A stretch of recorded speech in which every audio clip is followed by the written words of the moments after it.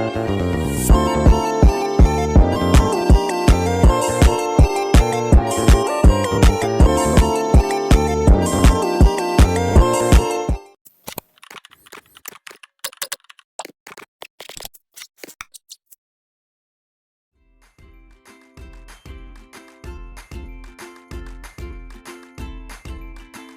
di sini saya akan menjelaskan tentang manajemen pendidikan non formal dan manajemen pendidikan anak usia dini PAUD.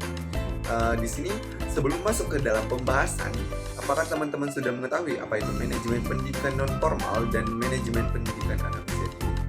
Jika belum, di sini saya akan membahasnya. Yang pertama, manajemen pendidikan non formal. Manajemen pendidikan non formal merupakan suatu bentuk pendidikan yang diselenggarakan di luar sistem pendidikan formal dan kemudian masuk ke pengertian pendidikan anak usia dini atau biasa disingkat menjadi PAUD, merupakan tahap awal dalam perkembangan anak. Pendidikan pada tahap ini sangat penting untuk membentuk dasar perkembangan anak secara holistik.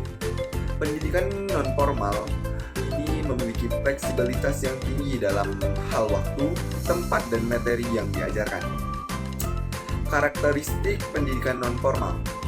Yang pertama adalah fleksibilitas, yang dimana tidak terikat pada kurikulum yang rigid sehingga dapat menyesuaikan dengan kebutuhan peserta didik.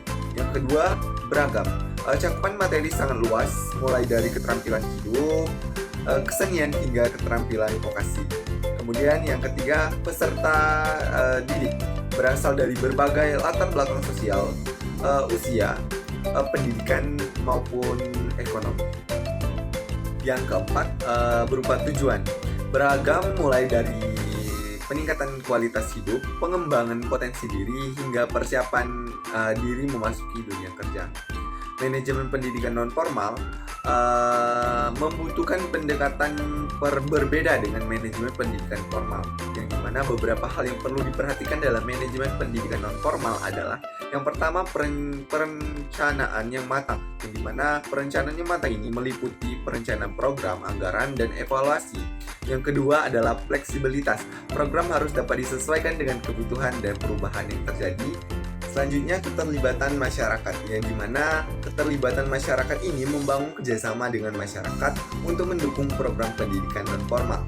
PAUD dapat diselenggarakan melalui jalur formal dan non formal.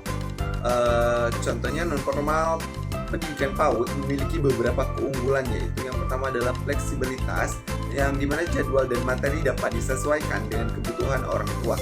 Yang kedua, lingkungan yang lebih homey, yang dimana anak-anak merasa lebih nyaman dan bebas bereksplorasi. Yang selanjutnya adalah biaya yang lebih terjangkau, yang dimana biaya pendidikan non formal umumnya lebih terjangkau dibandingkan pendidikan formal. Masuk ke contoh penerapan manajemen pendidikan non formal di PAUD. Yang pertama adalah merancangkan program pembelajaran yang menarik. Yang pertama misalnya dengan menggabungkan kegiatan bermain dengan pembelajaran. Yang kedua, membuat lingkungan belajar yang kondusif, yang dimana dengan menyediakan berbagai macam mainan dan alat peraga yang menarik.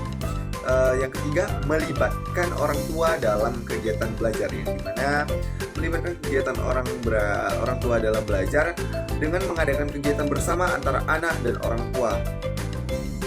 Selanjutnya kita masuk ke hubungan manajemen pendidikan non formal dan manajemen pendidikan anak usia dini adalah manajemen pendidikan non formal dapat diterapkan pada pendidikan anak usia dini pada non formal dengan menerapkan prinsip-prinsip manajemen pendidikan non formal. PAUD non formal dapat berjalan lebih efektif dan efisien.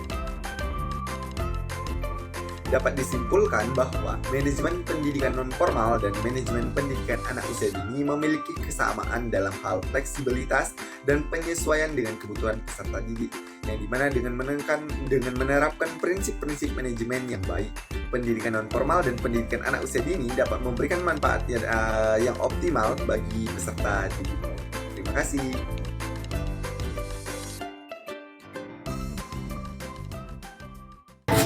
Oke teman-teman, terima kasih sudah menonton videonya. Waduh, gaya banget sih lo.